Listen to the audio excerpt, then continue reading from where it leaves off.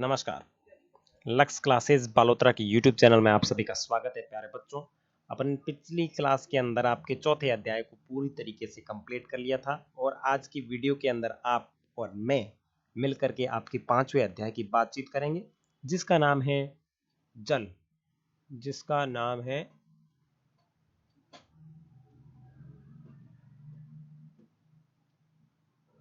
जल, ठीक है ना। जिसका क्या नाम है? जल। जल है, कल है तो जीवन है, बट ये नीचे गिरते गिरते बच गया। ठीक है, okay okay okay okay. Camera भी नीचे ही गिरने वाला था, नो प्रॉब्लम। हाँ ठीक है। जल है तो कल है तो जल है। तो इस प्रकार से जल है तो जीवन है। तो आज अपन इस अध्याय के अंदर जो बातचीत करेंगे वो आपके जल के बारे में बातचीत करने वाले हैं।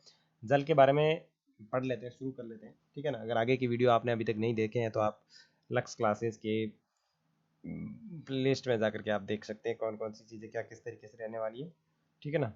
जल के बारे में सोचने पर आपके मस्तिष्क में क्या चित्र बनते हैं? आप नदी या फिर जल प्रपात या फिर वर्षा की रिमझिम या अपने नल के जल के बारे में सोचने लगते होंगे।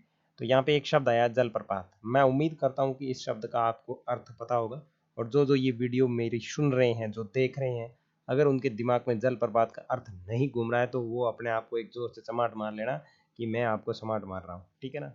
जलप्रपात का अर्थ मैंने बहुत बार आपको बताया है, यानी मैंने आपको कुछ उदाहरण भी दिए थे आपको जलप्रपात के।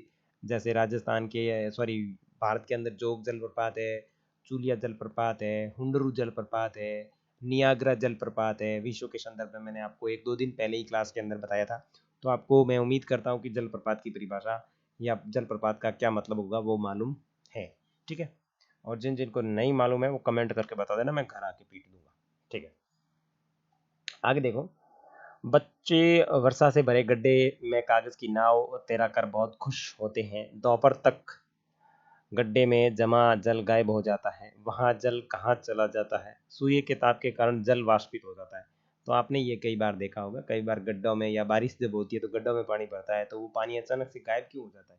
तो कुछ तो वाष्पीकरण के द्वारा उड़ जाता है, कुछ जमीन के भूगर्भ में चला जाता है और ठंडे होने पर जल वाष्प संघनित होकर बादलों का रूप ले लेता है, ठीक है। और यही बादल जो है आपकी वर्षा करते हैं, ठीक है। हिम अथवा सहिम वृष्टि के रूप में धरती या समुद्र पर नीचे गिरता है और ये जो आपकी बारिश है वो सहिम वृष्टि के रूप में धरती या फिर समुद्र के ऊपर गिरता है। और जिस प्रक्रम में जल लगातार अपने स्वरूप को बदलता है, यानी जिस प्रकार जल लगातार अपने स्वरूप को बदलता है और महासागरों, वायुमंडल और धरती के बीच में चक्कर लगाता है, उसको जल चक्र कहा जाता है। जैसे आपका शैल चक्र था उसी प्रकार आपका नया एक शब्द आया जिसका नाम है जल चक्र। यानी जिस प्रक्रम में क्या चीज है? जिस प्रक्रम में जल लगातार अपने स्वरूप को बदलता रहता है, ठीक है। और महासागरों तथा वायुमंडल एवं धरती के बीच में एक चक्कर लगाता है और इसी चक्कर को कहा जाता है जल चक्र कहा जाता है। अब सीधा सीधा मैं इसको समझा देता हूँ। देखो, यहाँ पे आपकी ये इंद्रदेव बारिश कर रहे हैं, बादलों से आपकी बारिश हो रही है। यहाँ पे ये बारिश हो रही है, यहाँ पे ये बारिश हो रही है, ठीक है। ये सारी की सारी आपकी बारिशें हो रही है। अब यहाँ पे ये बारिश हो रही है, लेकिन आपको दिख रहा होगा कि ये बारिश होने के बाद क्या होता है कि ये बारिश हुई, यहाँ पे बारिश होने के बाद में आपके इन पहाड़ों और पत्थरों पे ये पानी आ गया। पानी आने के बाद में यहाँ पे नीचे आ गया, मैदानी भाग में नदियाँ बढ़ गई, ठीक है। और फिर गर्मी पड़ी, गर्मी पड़ने के बाद में ये पानी नदियों में से फिर वाष्पीकरण के द्वारा वापस चला गया आसमान में। आसमान में उड़ा, ये उड़ते उड़ते वापस चला गया बादलों के अंदर। जैसे ही बादल भारी हुए, बादल भारी होने के बाद में फिर से वर्षा होने लगी, फिर वर्षा हुई, फिर नदियों में आया, फिर वाष्पीकरण हुआ, फिर वापस वाष्पीकरण के बाद में बादलों में चला गया, फिर बादल भारी हुए, फिर वर्षा हुई। तो इस प्रकार की जो प्रक्रिया बनती है उसको कहा जाता है जल चक्र, ठीक है ना। इसको कहते हैं जल चक्र, ठीक है। अब आगे देखते हैं। हमारी पृथ्वी थलशाला के समान हैं। जो जल शताब्दियों पूर्व उपस्थित था वही आज भी मौजूद है। जिस जल का प्रयोग आज हम हरियाणा के खेत में सिंचाई के लिए कर रहे हैं, हो सकता है कि वह सैकड़ों वर्ष पहले अमेजन नदी में बहता हो। यह लवण जल के मुख्य स्रोत नदी, ताल, सोते एवं हिमनद हैं। और महासागरों एवं समुद्रों का जल लवणीय होता है। ध्यान रखना, ये महासागर और जो समुद्र होते हैं इनका जल जो होता है लवणीय होता है, और इसमें अधिकांश नमक सोडियम क्लोराइड व खाने के उपयोग में किया जाता है। और इसमें से जो आपका नमक बनता है वो आपके अधिकतम नमक है वो इसका उत्पादन यहीं से किया जाता है। तो ये चीज़ आपको ध्यान रखनी है, ठीक है ना। तो यहाँ से खाने योग्य नमक बनाया जाता है और आदि चीज़ें यहाँ पे आपको देखने को मिलती है। अब यहाँ पे थलशाला का मतलब होता है यह छोटे घर के पौधे रखने का कृत्रिम अहाता होता है, उसको थलशाला बोलते हैं। ये इस तरीके का। नेक्स्ट, अब देखो ये पेज मैं आपको समझाने का प्रयास करता हूँ दूसरी जगह पे, तो इसको थोड़ा सा आप वेट कीजिए। मैं इसको कहीं और ओपन करता हूँ, वेट। डाउनलोड,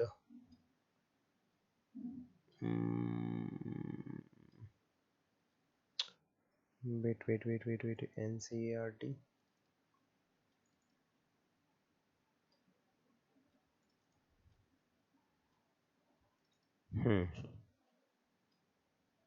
अपन 5वां अध्याय पढ़ रहे हैं, तो इसको थोड़ा सा है ना, मैप को आपकी पुस्तक में जिस तरीके से दिख रहा है वहीं से ही ओपन करके पढ़ेंगे तो अच्छा रहेगा। देखो ये रहा, आ गया। ओके। अब देखो अपन आपके यहाँ से शुरू कर लेते हैं, यहीं से ले लेते हैं पेन की साइज।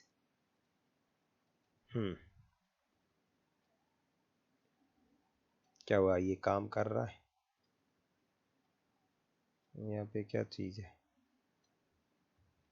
बिल्कुल वर्क करेगा यहाँ पे, ठीक है, नो प्रॉब्लम। ये मैप आपके आ गया यहाँ पे।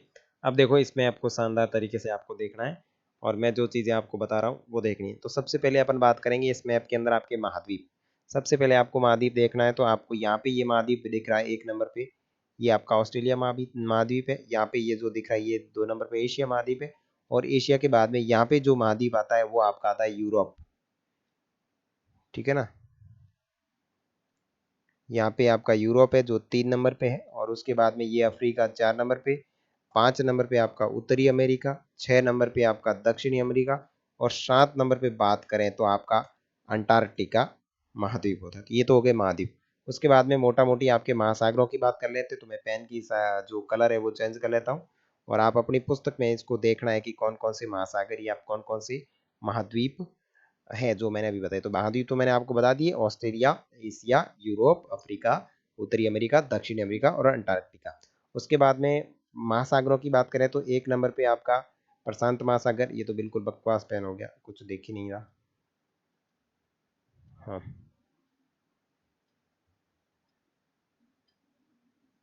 कौन सा लूँ रे, ब्लैक ले लूँ?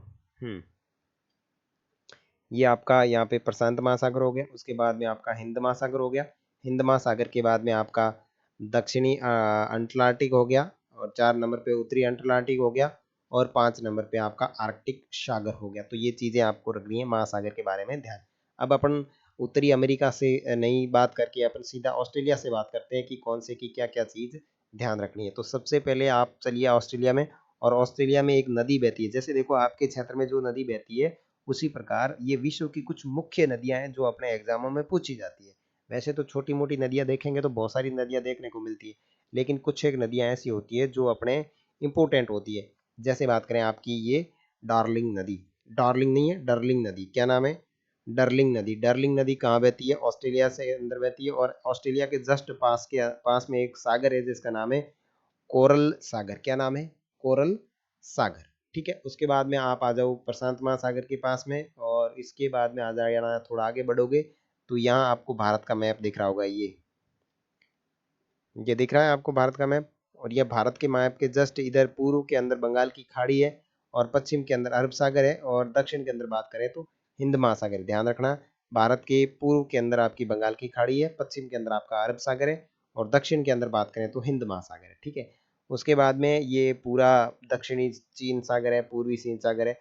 और उसके बाद में भारत की प्रमुख नदियां विश्व के संदर्भ में बात करेंगे तो आपकी गंगा आएगी, और दूसरी ब्रह्मपुत्र नदी आएगी। और चीन की बात करेंगे तो आपकी आएगी होंगहो नदी। कौन सी नदी? होंगहो नदी। तो होंगहो नदी कौन से देश की है? तो होंग हो नदी आपके चीन की है, ये आपके चीन की नदी है। और डर्लिंग नदी जो है वो आपके ऑस्ट्रेलिया की नदी है।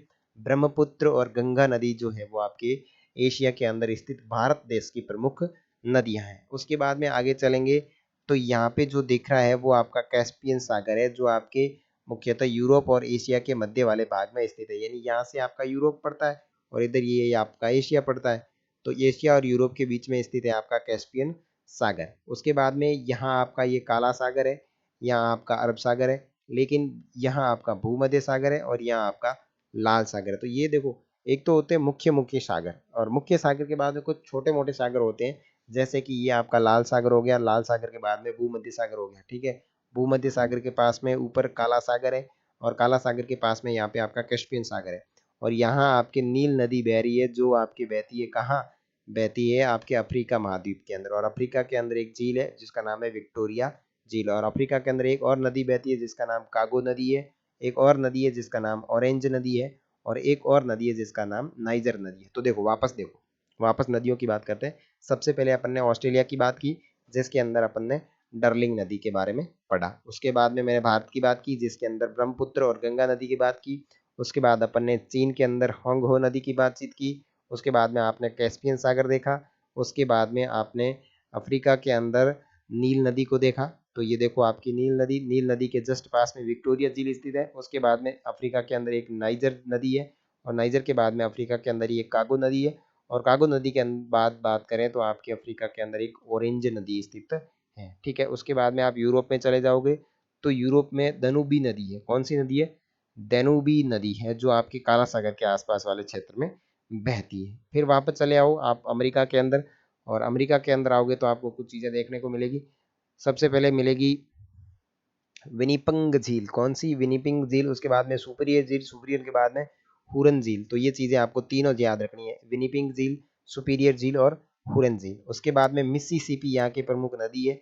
मिसिसिपी के पास में सॉल्ट लेक सिटी आपके स्थित है, और ग्रेट बियर झील और ग्रेट स्लो झील यहाँ पे स्थित है। ग्रेट बियर और ग्रेट स्लो झील वो आपके उत्तरी अमेरिका के अंदर स्थित है, और सॉल्ट लेक सिटी भी आपके उत्तरी अमेरिका के अंदर स्थित है। और यहाँ पे एक मुख्य नदी की बात करें तो मिसिसिपी नदी है, जो आपके उत्तरी अमेरिका में स्थित है।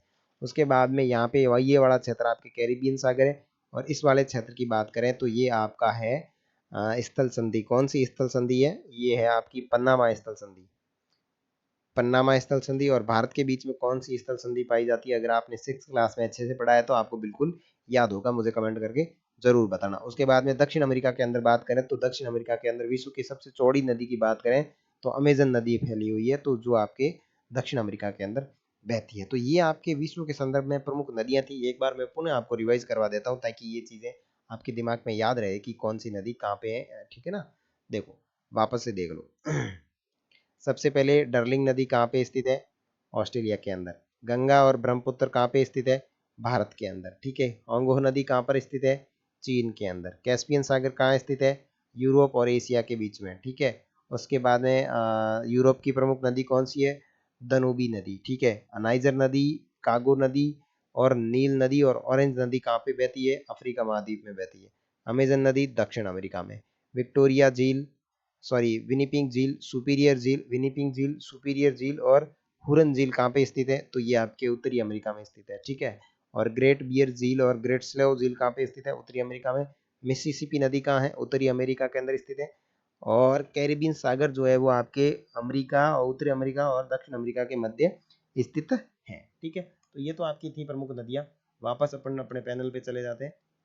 तो ये मैंने आपको मैप तो समझा दिया, मैप आपको एक बार पुनः घर पे देखना है और याद करना है। आगे देखो, जल का वितरण। हम सभी जानते हैं कि पृथ्वी की सतह का 3/4 भाग जल से ढका हुआ है। आपको पता होगा कि पृथ्वी है वो 3/4 भाग, यानी 3/4 भाग है वो पृथ्वी का जो जल से ढका हुआ है। यदि धरती पर थल की अपेक्षा जल की अधिकता है, यानी ये अपनी धरती है, इसके ऊपर थल की अपेक्षा जल की मात्रा ज्यादा है, लेकिन सब खारा है। जो अनेक देशों में जल की कमी का सामना क्यों करना पड़ता है? देखो, इतना सारा जल होने के बावजूद भी अपने को जल की कमी का सामना क्यों करना पड़ता है? कभी कभी पानी आता है, कभी आता ही नहीं है। तो ऐसी स्थिति क्यों होती है, तो उसको देखते हैं। क्या पृथ्वी पर मौजूद संपूर्ण जल हमारे लिए उपलब्ध है? निम्नलिखित तालिका से जल वितरण का प्रतिशत दिया गया है, जो आप समझने का प्रयास कीजिए। तो देखो, ये जल है वो आपके सभी जल का उपयोग अपन नहीं करते हैं, कुछ एक जल का अपन उपयोग करते हैं जो अपने लिए उपयोगी होता है। जैसे बात करें महासागर की, तो महासागरीय जल है वो है आपका 97.3%, यानी सबसे अधिक जल है वो महासागरों के अंदर स्थित है। उसके बाद में बर्फ सत्र के अंदर बात करें तो 0.2% स्थित है। झीलों का अलवण की बात करें तो आपके भूमि के अंदर बात करें तो 0.68% के आसपास है। झीलों के अलवण में अंदर बात करें तो 0.009 है। उसके बाद में नमकीन झीलों में, उसके बाद में वायुमंडल में, उसके बाद में नदियों में, तो ये कुल 100% हो गया। तो अपने लिए उपयोगी कौन सा? नदियों वाला उपयोगी भाई, वायुमंडल वाला अपने लिए उपयोगी है नहीं, नमकीन झीलें अपने लिए उपयोगी है नहीं, स्थलीय समुद्र नमकीन झीलें ये उपयोगी है नहीं, झीलों का अलवण जल हाँ ये है अपने लिए उपयोगी है, भूमिगत जल है ये भी अपने लिए थोड़ा थोड़ा उपयोगी है और ये भी उपयोगी है। तो अपने पास में जो जल है वो लगभग आपके 1% के आसपास भी उपलब्ध नहीं है, लगभग 1% और कुछ 1 पॉइंट है वो जल अपने लिए उपयोगी है, बाकी का जल है वो खारा है। तो ध्यान रखें पानी को बिना फालतू वेस्ट नहीं करना है। उसके बाद में देखो ऊपर लवणता, लवणता का मतलब क्या होता है? 1000 ग्राम जल पर मौजूद नमक की मात्रा। ध्यान रखना लवणता किसे कहते हैं? लवणता का मतलब होता है यानी पानी की लवणता क्या होती है? लवणता की परिभाषा है 1000 ग्राम जल के जल में मौजूद नमक की मात्रा और महासागर की औसत लवण 35 भाग प्रति 1000 ग्राम। देखो 1000 ग्राम के ऊपर देखो आपने 1000 ग्राम क्या लिया? जल लिया। अब इस जल के अंदर कितना नमक निकल रहा है? कितना क्या निकल रहा है? नमक निकल रहा है। नमक जितना निकलेगा वो उसकी लवणता होगी। अगर ज्यादा नमक निकल रहा है तो अधिक लवणता है, कम निकल रहा है तो कम लवणता है। ठीक है। उसके बाद में ये छोरे को पढ़ लेते हैं। इसराइल के मर्त सागर में 340 ग्राम प्रति लीटर लवणता होती है। अब ये इसराइल का एक मर्त सागर है जिसका नाम क्या है? मर्त सागर है। वहां से अगर आपने 340 ग्राम क्या लिया? पानी लिया, ग्राम पानी लिया, 340 ग्राम पानी लिया और इसके अंदर और 340 ग्राम प्रति लीटर। ओहो, ओके ओके ओके। आपने एक एक लीटर बोतल ली, ठीक है ना? इसराइल से आपने 1 लीटर वाली बोतल ली, 1 लीटर, 1 लीटर पानी लिया और 1 लीटर पानी को गर्म किया और गर्म करने के बाद में आपको कम से कम 340 ग्राम है वो आपको नमक मिलेगा, ठीक है ना? नमक मिलेगा तो कितना खारा होगा आप अंदाजा लगा सकते हैं। तैराक इसमें पल्व करते हैं क्योंकि नमक की अधिकता से इसे संगन बना सकती है और जहां नमक होता है वहां पे आदमी आसानी से नहीं डूबता है। इसलिए तो आपके जो स्विमिंग पूल होते हैं उनके अंदर पानी जो होता है वो ज्यादातर खारा होता है। क्यों होता है? क्योंकि इसके अंदर कोई भी व्यक्ति आसानी से नहीं डूब सकता। ठीक है, आपकी नेक्स्ट क्लास अपन नेक्स्ट करेंगे। अभी आज बहुत थक गया, शायद मेरा गला भी काफी खराब हो रहा है। नेक्स्ट अध्याय के अंदर अपन मतलब नेक्स्ट क्लास के अंदर अपन सारी चीजें दोबारा देखेंगे और इसको वापस आपको रिवीजन करवा के अपन नेक्स्ट शुरुआत करके आपके जो आगे की जानकारी उसकी बातचीत करेंगे। अगर आप चैनल के ऊपर नए हैं तो चैनल को सब्सक्राइब करें, साथ ही साथ अपने जो मित्र है, जो फ्रेंड है आपकी सेम क्लास के अंदर पढ़ते हैं तो उनको शेयर जरूर करें और उनको भी कहें इस चैनल को सब्सक्राइब करें। मिलेंगे आपके नए वीडियो में, तब तक के लिए जय हिंद।